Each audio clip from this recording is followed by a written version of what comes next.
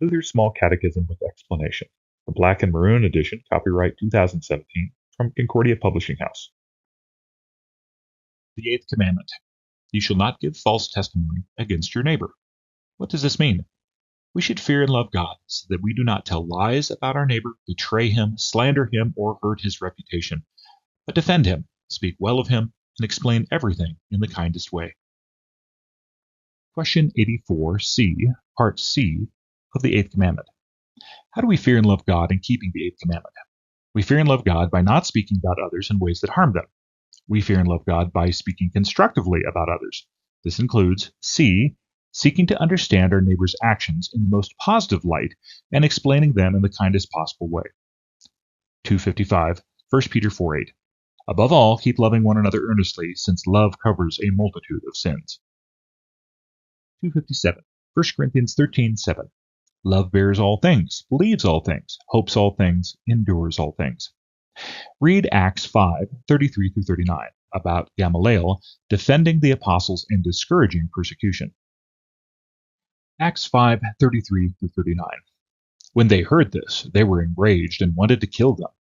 But a Pharisee in the council, named Gamaliel, a teacher of the law held in honor by all the people, stood up and gave orders to put the men outside for a little while. And he said to them, Men of Israel, take care what you are about to do with these men. For before these days, Theudas rose up, claiming to be somebody, and a number of men, about 400, joined him. He was killed, and all who followed him were dispersed and came to nothing. After him, Judas the Galilean rose up in the days of the census and drew away some of the people after him. He too perished, and all who followed him were scattered. So in the present case, I tell you, keep away from these men and let them alone. For if this plan or this undertaking is of man, it will fail. But if it is of God, you will not be able to overthrow them. You might even be found opposing God. So they took his advice. What does this mean?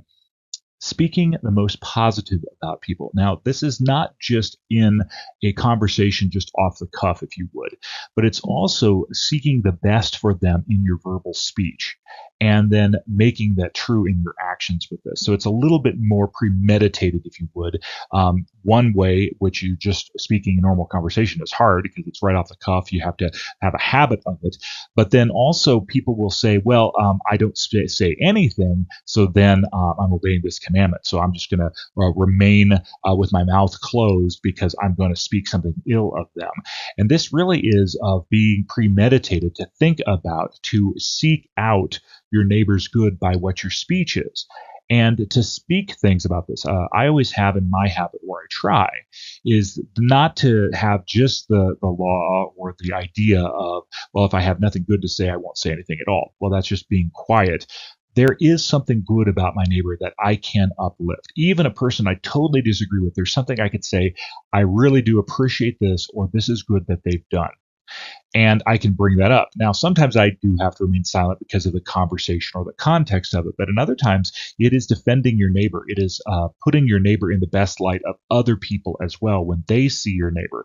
This is hard to do in our society, especially with social media, because so oftentimes it's about wanting to drag people down. It's to try to lower them so you might elevate yourself. And really, this is about, how can I elevate my neighbor? How can I build them up in the eyes of others? How can I do this with my speech? The Lord bless your day as well as your week.